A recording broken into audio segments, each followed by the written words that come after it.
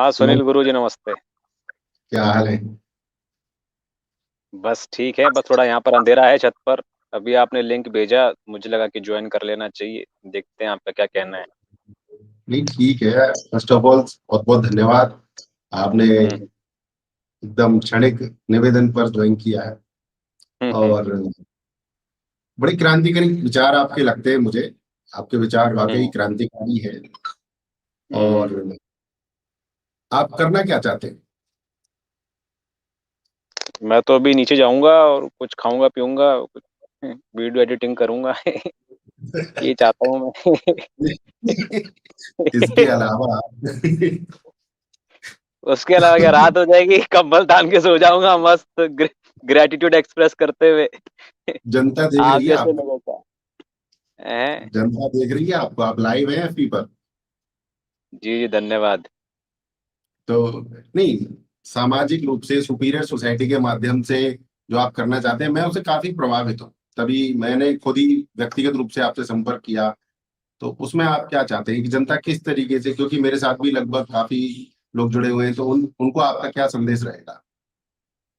संदेश वंदेश कुछ नहीं है, जैसे आप प्रभावित हो गए वैसे ज्यादा से ज्यादा लोग प्रभावित होते जाएं और अपन माल कमाते जाएं। क्या? तो मुझे तो लगता है आपको माल वाल तो कमा नहीं रहे हैं। ज्यादातर तो समाज को या मानवता के लिए ही कुछ कर रहे हैं आप। मुझे ऐसा लगता है। हाँ, लेकिन माल कमाने का आदर्श तरीका वही है। मतलब बाकी जिस तरीके से लोग माल कमा रहे हैं वो गलत तरीके से कमा रहे हैं, वो अमानवीय तरीका है। मतलब सब लोग। सब लोग तो नहीं, मतलब मेरे अलावा जो भी लोग, मैं जिसको भी जानता हूँ। समझ रहे? तो कोई कोई तो थोड़ा है मानवीय तरीके से, कोई ज्यादा है मानवीय तरीके से, बट पूरे मानवीय तरीके से तो मैं ही कमा रहा हूँ। मतलब या फिर उसकी इच्छा रख रहा हूँ। तो कभी कभी ऐसा मुझे लगता है कि आप अपने आप को ज्यादा सुपीरियर मानते हैं और बाकी सबको, मतलब ये तो सब तुच्छ हैं, तुच्छ जानवर हैं। सब नहीं है, मतलब जैसे कि पवन जूरी है, राहुल मेहता है, ये लोग अच्छे काम कर रहे हैं। अजय दायमा है, इंदौर में मानव चेतना विकास केंद्र चला रहे हैं, तो अच्छे अच्छे लोग भी हैं और ईमानदार लोग भी हैं इस दुनिया में। अच्छा, जैसे मेरे जैसे व्यक्ति के बारे में क्या विचार है आपका? आप तो मतलब क्या है, आपके बारे में कोई विचार नहीं। आप अच्छे व्यक्ति हैं, कुछ ना कुछ तो अपना काम कर रहे हैं और अपने आप को प्रमोट कर रहे हैं। You are putting yourself out there, तो ठीक है। बाकी तो ये था ना वो कि जो आपके अलावा सब अमानवीय कर रहे हैं, तो मुझे भी डर है कि कहीं मैं भी तो अमानवीय नहीं कर रहा हूँ। नहीं, ठीक है, सबकी अपनी अपनी वो भी है, क्या बोलते हैं, रेस्ट्रिक्शंस हैं। इस वजह से वे लोग वो अपनी सीमाओं को पार नहीं कर पाते हैं, तो उनकी गलती नहीं है। मैंने कर दिया है, मतलब मुझे वो मिला, ऊपर से वो ताकत मिली, वो शक्ति मिली, तो मैंने कर दी। तो आप जो वसुधैव कुटुंबकम वाली पॉलिसी में कुछ रखते हैं अपना विचार? वसुधैव कुटुंबकम तो यही है कि मतलब पूरी धरती हमारा परिवार है, सारे मानव हमारे भाई बहन है, रिश्तेदार हैं, हमारे परिवार के हिस्से हैं। तो वैसी कोई बात मैंने लिखी थी उस कमेंट के उत्तर में जो आपने उस दिन किया था। मैंने उसमें यही तो कहा था कि मैं तो मानवतावादी हूँ, भारतीय संस्कृति को बचाने के लिए नहीं आया हूँ मैं तो मानवता को बचाने के लिए आया हूँ। तो ये तो उस बात से ही क्लियर हो जाती है वाली बात तो। आपका विचार एकदम ठीक था वो। मैं तो बस अपना विचार मैंने प्रकट किया था। हम्म। नहीं नहीं, कोई बात नहीं, वो तो कंटेंट क्रिएट करने के लिए मुझे मौका मिल जाता है, तो मैं उस प्रकार से इस प्रकार से क्रिएट कर देता हूँ, नथिंग पर्सनल। एक चीज लगती है मुझे। हम लोग बराबर ही हैं, उम्र में कम ज्यादा कुछ हो सकते हैं, कोई दिक्कत वाली बात नहीं है। तो एज अ फ्रेंडली मैं आपसे पूछना चाह रहा हूँ कि मुझे लगता है कि कई बार आप लोगों को ज्यादा डांट देते हो, उनके साथ र्यूड हो जाते हो। तो उसका क्या उद्देश्य होता है आपका? आप इतनी जल्दी लोगों को डांट क्यों देते हो? डांट मैं क्यों देता हूँ, इसमें दो सवाल बनते हैं। मैं क्यों डांट देता हूँ और डांट का कॉन्सेप्ट क्यों बना है। या तो आप चाह रहे हैं कि डांट का कॉन्सेप्ट ही चले जाए इस दुनिया में से, या फिर डांट हम्म। का कॉन्सेप्ट रहे, तो फिर वो डांटने का अधिकार किसके पास है, ये आप निर्धारित, खुद ही निर्धारित कर लो आप। मतलब आपके पिताजी ने, आपके शिक्षक ने, किसी ने तो आपको डांटा होगा। या तो डांट का कॉन्सेप्ट ही आप हटा दो मानवता में से, ह्यूमन कम्युनिकेशन में से, या तो हटा दो, तो फिर मैं नहीं डांटूंगा। और यदि है तो फिर आप मुझे बताओ कि किसको अधिकार है किसको डांटने का। नहीं, जैसे कि आप एक टीचर का रोल निभाते हैं और मैं भी एक टीचर हूँ। हमारे विषय बहुत अलग अलग हैं। आप बहुत ज्ञानी हैं, और मेरा सब्जेक्ट बहुत ही लिमिटेड है। बट मुझे लगता है कि जब हम किसी को सिखा रहे हैं तो उस समय थोड़ा सा उसका नर्चरिंग तो होनी चाहिए। जब हम किसी का माइंडसेट चेंज करना चाह रहे हैं तो उसका धीरे धीरे धीरे धीरे माइंडसेट चेंज करें, नर्चर करें। और जब वो एक लिमिट, एक लेवल पे आके भी बात को ना समझे तो डांट सकते हैं। आप शुरू में ही फेल देते हो लोगों को। अपनी यूट्यूब वीडियोस में देखा है मैंने। तो कहीं ना कहीं उनको डर लग जाता होगा, वो और एग्रेसिव हो जाते होंगे लोग। तो नर्चरिंग नहीं मिसिंग सी लगी मुझे आपके मैसेजेस में। सुनील जी, शुरू अभी आपने बोला शुरू में, तो शुरू कौन डिफाइन करेगा भाई? आप 5 साल जाके ले लो, हितेश शाखा का यूट्यूब चैनल मत आओ, आप एंड में आ जाओ। आप जाकर अपना जो भी नर्चरिंग है, सेल्फ नर्चरिंग करते रहो। या और भी लोग हैं जो डांटते नहीं होंगे, दुनिया में बहुत प्रकार के शिक्षक हैं, गुरु हैं, उनके पास चले जाओ जो नहीं डांटते हैं। एंड में आ जाना हितेश शाक्य के पास, जब आप उतने मैच्योर हो जाओ, तो आपकी ग्रूमिंग हो जाए। तो शुरू कौन आपने डिफाइन करेगा नर्चरिंग कहाँ की? आपने कहाँ प्रयास किया किस चीज का? उसको, बंदे को सुपीरियर बनाने का? आप कह रहे हैं कि वो सुपीरियर बनने के बाद आपसे जुड़े। जब भी उसको लगता है कि this is the right time when I can be scolded by Hitesh Shakya, I can be scolded ना, तो ठीक है, कभी भी आ जाए, उसकी मर्जी है। आई कैन बी मतलब स्कॉल्डेड, डांट करने आ जाए। हाँ, तो उसमें क्या है? मतलब अरे बात तो वही आ गई ना, ये तो डांटने का कॉन्सेप्ट ही आप ह्यूमन कम्युनिकेशन में से हटाओ। और या फिर आप किसी एक को अधिकार हो तो आप निर्धारित कर लो किसको अधिकार दोगे। भाई जो आपकी संस्कृति, उस दिन आपने संस्कृति की बात की थी, तो आपकी संस्कृति में बड़े को अधिकार दे रखा है कि बड़ा छोटे को डांट सकता है। अब ये क्या मूर्खतापूर्ण आपकी संस्कृति है? हर बड़ा मतलब ज्यादा समझदार। जो आदमी मेरे से 10 साल पहले आ गया, 20 साल पहले आ गया, जिसके बाल सफेद है, जिसके बच्चे जो शादीशुदा है, वो ज्यादा समझदार, तो उसको अधिकार डांटने का। तो आपकी संस्कृति ने तो दे रखा है बड़ों को अधिकार। और आपकी संस्कृति नहीं, किसी भी संस्कृति में, मुल्लों की संस्कृति में, विक्टोरिया की संस्कृति में, चीन की, जापान की, सभी संस्कृतियों में बड़ों को ये अधिकार है डांटने का छोटों को। हम्म। तो आपकी संस्कृति से आ रहा है वो। नहीं, ठीक है, ठीक है। आपकी बात सही है। मतलब कई बार हमारे बच्चे भी हमें डांट देते हैं। हम भी अपने पिताजी को कभी डांट देते थे। समझ गए आपकी बात। हाँ और आपको ऐसा लगता है कि आप सार्केस्टिक हो जाते हो अपने जो लेक्चर्स होते हैं उनमें?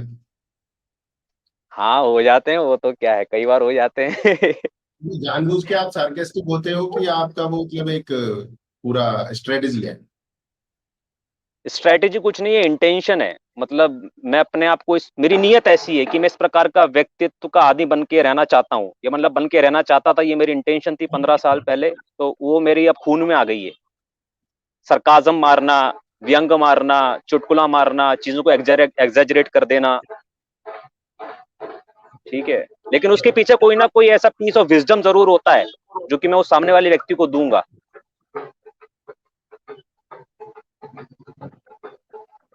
तो जिस प्रकार से आप अपने लेक्चर बनाते हो, मुझे तो ऐसा लगता है कि आप 24 घंटे में से 20 घंटे पढ़ते ही रहते हो कुछ ना कुछ, तभी नहीं बना नहीं पाते साहब, हो ऐसा आप अपने लेक्चर। ऐसा ऐसा तो नहीं है। पढ़ते तो नहीं रहते हैं। बस ये है कि थोड़ा मौलिक चिंतन कर लेते हैं, पर्सपेक्टिव वाली बात होती है ना, तो you are always surrounded by information. तो वो आप कौन सी इंफॉर्मेशन पिक करते हो, कैसे कनेक्ट करते हो, कौन सी स्टोरी दिमाग में बनाते हो, तो फिर वो लेक्चर के रूप में आ जाती है। तो ऐसा है। मैं पर्सनली मैंने दिमाग आपके में। वीडियोस में काफी देखता हूँ, आपको अंदाजा नहीं होगा। पूरा पूरा जी जी, घंटों घंटों निकल धन्यवाद। जाते हैं वीडियो देखते हुए। मुझे लगता है मैं कहीं चूतिया तो नहीं हूँ फालतू में वीडियो देखो। नहीं नहीं, आप अपना और काम भी करते रहिए। और हितेश शाक्य का तो क्या है, जब आपको समय मिले तभी देखिए। डू इट फॉर अच्छा, रिक्रिएशन। तो जैसे अभी जो आजकल की जो जनरेशन है 15 साल से लेके 24 साल की, इनसे क्या चाहते हैं आप? ये क्या करें? खासकर इंडिया की जो जनरेशन है 15 से 24 साल के बीच की, 15 से 25 समझ लीजिए। एक तो ये है कि अपनी आय का साधन कुछ ना कुछ जुगाड़ें, और आय करने के ज्यादा से तरीके एक्सप्लोर करें। ये फाइनेंस मैनेजमेंट अपना करें, एक तो ये चाहते हैं। और दूसरी बात, अपना फूड मैनेजमेंट करें। मतलब ज्यादा से ज्यादा ऑर्गेनिक फूड खाएं, सात्विक फूड खाएं। और जो भी राजीव दीक्षित की शिक्षाएं थी खाने के मामले में, उसकी तरफ थोड़ा ध्यान दें। ये बहुत बेसिक चीजें हैं, फूड और फाइनेंस। बाकी तो और भी चीजें आ जाती है, मैं राजनीति भी घुसा दूंगा, रॉथस्चाइल्ड भी घुसा दूंगा, उसके अंदर मैं चक्रों की शिक्षाएं भी घुसा दूंगा। बट इतनी सिरदर्दी मैं नहीं दूंगा। बट ये 2 बेसिक चीजें प्रत्येक युवा को करनी चाहिए। बहुत बढ़िया, बहुत बहुत बहुत धन्यवाद इसके लिए। और ये वीडियो काफी लोगों के साथ मैं शेयर करूंगा, तो आपका संदेश पहुंचेगा ही पहुंचेगा। बट एक आखिरी थोड़ा अजीब सा सवाल पूछूंगा आपसे, क्योंकि उसके बाद तो हम फिर कभी बात करेंगे, आपकी श्रद्धा के ऊपर भी डिपेंड करता है। और एक सवाल ये है कि पहले मुझे लगता था कि राजीव दीक्षित कहीं ना कहीं कांग्रेस के खिलाफ है और भारतीय संस्कृति को बढ़ावा देते हैं। आप एक तरफ मुझे लगते हो कि राजीव दीक्षित को बढ़ावा दे रहे हो, दूसरी तरफ ऐसा लगता है कि भाजपा सरकार को उखाड़ फेंकना चाहते हो। तो कहीं प्रतिरोध वाली बात तो नहीं है आपकी? नहीं नहीं, इसमें बिल्कुल भी कॉन्ट्रडिक्शन नहीं है रत्ती भर भी। राजीव दीक्षित जो है वो आपको लगते थे कि कांग्रेस के विरोधी हैं, वो आपको इसलिए लगे होंगे कि जो बीजेपी ने अपना प्रोपेगेंडा चलाना शुरू किया धर्म का, वो उतना तेज पर आया नहीं था जब राजीव दीक्षित जीवित थे। तो जो 2009-10 के बाद ही बीजेपी ने अपना प्रोपेगेंडा इतना बढ़ाना शुरू किया, ये हिंदू धर्म वाला, ठीक है। तो इस वजह से आपको लगता होगा कि वो बीजेपी की साइड वाले आदमी थे, या फिर भारतीय संस्कृति के रक्षक तो वो थे ही। बट बीजेपी इज नॉट संरक्षक ऑफ भारतीय संस्कृति ना। बीजेपी तो क्या है, वो तो रॉथस्चाइल्ड की गुलाम है, रॉथस्चाइल्ड की एजेंसी है वो तो। ये सब रॉथस्चाइल्ड की एजेंसी है, कांग्रेस, बीजेपी, आम आदमी पार्टी, राष्ट्रीय जनता दल और कौन सी कम्युनिस्ट पार्टी और ये पार्टी वो पार्टी, सारी पार्टी है गुलाम है रॉथस्चाइल्ड की। क्या तो नहीं, डायरेक्ट गुलाम है, कैसे कैसे मिलता है इन्हें इंस्ट्रक्शन, कैसे मिलती है वहां से? इंस्ट्रक्शन कैसे मिलती है वो तो मेरे को पता नहीं, मतलब कौन सा कम्युनिकेशन वे लोग करते हैं, बट जो एग्जीक्यूशन है वो एग्जीक्यूशन आप समझ सकते हैं। मतलब पवन जूरी के बहुत सारे लेक्चर्स हैं, जैसे कि रॉथस्चाइल्ड ने मोदी को पीएम कैसे बनाया, इसके ऊपर एक लेक्चर है। और भारत की जुडिशरी को, भारत के राष्ट्रपति को और सुप्रीम कोर्ट के जज को कैसे कंट्रोल करता है रॉथस्चाइल्ड, उसके बारे में एक लेक्चर है पवन जूरी का, मेरे चैनल पर ही है। तो वो डिटेल में आप देख सकते हैं। और शॉर्ट में देखना आपको पड़ेगा। जानना है तो आप ये समझ सकते हैं कि जो मेन उनका हथियार होता है वो मीडिया होती है। रॉथस्चाइल्ड की मीडिया है सारी की सारी। मतलब मीडिया जो है, कोई भी चैनल वगैरह होता है, ये मुनाफे का सौदा नहीं है। मतलब कुछ भी आप चना बेचेंगे, मूंगफली बेचेंगे, अंग्रेजी पढ़ाएंगे, मैथ्स पढ़ाएंगे, इस सब में क्या है कि प्रॉफिट होता है। बट जी कोई भी आप मीडिया कंपनी चलाएंगे, जैसे कि मैं यूट्यूब चला रहा हूँ, मेरा यूट्यूब चैनल है, तो अब मैं क्या ज्ञान लाला के लोगों को पेलता रहूं, मुझे क्या मिलेगा? घंटा। इसे मिला क्या? आप कुछ कोर्स बेच रहे हो अंग्रेजी का, इसलिए आपको पैसा मिल रहा है। मैं लोगों के सामने कटोरा आगे कर रहा हूँ, बोल रहा हूँ कि देखो मानवता के पक्ष में काम कर रहा हूँ, मेरे को भीख दो, मेरे को दान दो, इसलिए मेरे को पैसा मिल रहा है। अन्यथा ये मीडिया बाजी में कोई पैसा नहीं है, सूचना इधर से उधर पहुंचाने में कोई पैसा नहीं है। तो ये जो मीडिया कंपनी खुली हुई है, ये मुनाफे का सौदा नहीं है, इसमें करोड़ों रुपए लगते हैं, घाटे का सौदा है उल्टा। तो वे करोड़ों रुपए बेसिकली रॉथस्चाइल्ड देता है, बैंकर्स देते हैं, एलिट देते हैं। और फिर वो पूरे देश के अंदर, पूरे विश्व के अंदर जाल फैला देते हैं सूचना का। और फिर बोलते हैं हाँ बताओ भाई किसको हीरो बनाना है, किसको जीरो बनाना है। तो मोदी को हीरो बना देंगे, फिर योगी को जीरो बना देंगे, फिर अगले चुनाव के अंदर मोदी को जीरो बना देंगे, योगी को हीरो बना देंगे, अगला प्रधानमंत्री योगी योगी चिल्लाएगी, पूरी दुनिया चिल्लाएगी। तो इस प्रकार से वे लोग राष्ट्र जो मतलब राष्ट्र अध्यक्ष होते हैं, पॉलिटिशियंस, उनको ऊपर नीचे करते हैं। और फिर इलेक्शन कमीशन का जो हेड है वो उनका आदमी होता है, क्योंकि इलेक्शन कमीशन का कौन हेड बनेगा, बेसिकली ये वे लोग डिसाइड करते हैं। सब जगह उनके लोग हैं ना। मतलब सुप्रीम कोर्ट का जज भी उनका ही आदमी है, आरबीआई का गवर्नर भी उनका ही आदमी है, जो चीफ सेक्रेटरी है प्रधानमंत्री का, नृपेंद्र मिश्रा।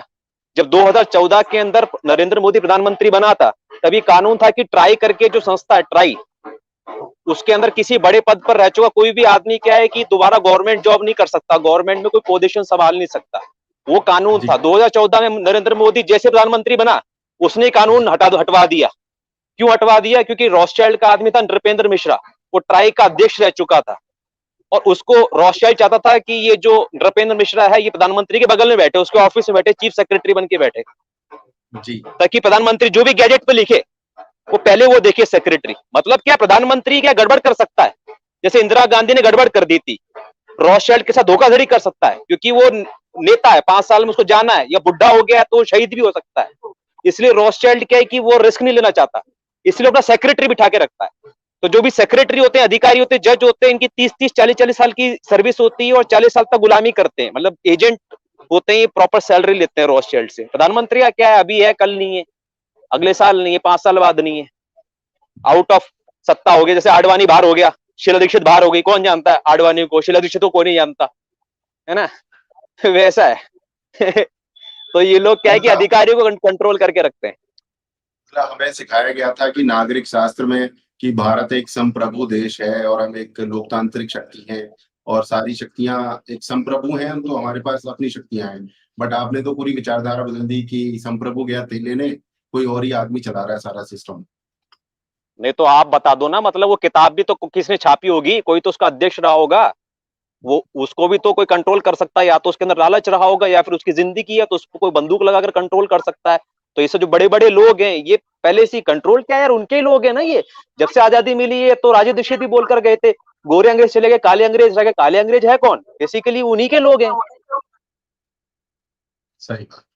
तो ये चला आ रहा है 70 सालों से, इसमें कोई ऐसा अवेकनिंग वाली बात नहीं है, बस एकदम साफ नजर आ रहा है, ईमानदारी से खुली आंखों से देखो। अरे एक आपकी संस्कृत वाली बात ने बहुत प्रभावित किया, मतलब मल्टी टैलेंटेड आदमी हो यार, संस्कृत, हिंदी, इंग्लिश, गिटार, मतलब कैसे, मतलब पूरा दिन कुछ ना कुछ सीखते रहते हैं आप। हाँ बस प्रायोरिटी है, सो मुझे वो मैन ऑफ प्रायोरिटी बोलो, don't call me man of talents. मतलब बस वो प्रायोरिटी है, वो प्रायोरिटी ले लेकर चला तो बस आगे टैलेंट धीरे धीरे। तो Guinness book of world records में नाम जाएगा कि एक दिन कि भैया इतने सारे टैलेंट्स एक आदमी के अंदर देख लो। अरे नहीं नहीं भाई साहब, बहुत टैलेंटेड लोग बैठे हैं दुनिया में अभी। नहीं, क्योंकि you are one of the rarest. हम्म। और बताइए, हमने तो बहुत सारे सवाल पूछ लिए, ज्यादा सवाल हमें आते नहीं, बहुत ही साधारण व्यक्ति हैं। आपसे तो बात करना भी हमारे लिए सौभाग्य की बात है। तो हम्म। आपका कोई सवाल हो, हमें डांटना चाहते हो, कोई सवाल पूछना चाहते हो, तो आप कर नहीं सकते नहीं, हैं मुझे मुझे अपनी। कुछ नहीं, उस दिन बस मैं आपको फोन कर रहा था वो पूछने के लिए कि आप क्यों फोन नहीं उठा रहे। उस दिन तो मैं डर गया था बहुत ज्यादा। अच्छा अच्छा। अच्छा अच्छा, मुझे लगा आप नाराज हो गए। मैंने कहा अगर फोन उठा लिया तो भाई पेल देगा मुझे, और मेरे में इतनी है नहीं कि अरे क्या फेल दूंगा यार। मैं किसी को नहीं फेलता, मेरे को बंदे आके फेल जाते। सही है। चलिए हितेश भाई, आपका बहुत बहुत धन्यवाद। और फिर बात करेंगे आपसे, कभी मुलाकात हुई अलीगढ़ में, आगरा में, या फिर मेरा आना हुआ तो जरूर मिलेंगे, गप्पे मारेंगे और जी जी बाटली भी जी खोल जी देंगे। जी जी, नमस्ते। चलिए, नमस्कार सर। जी।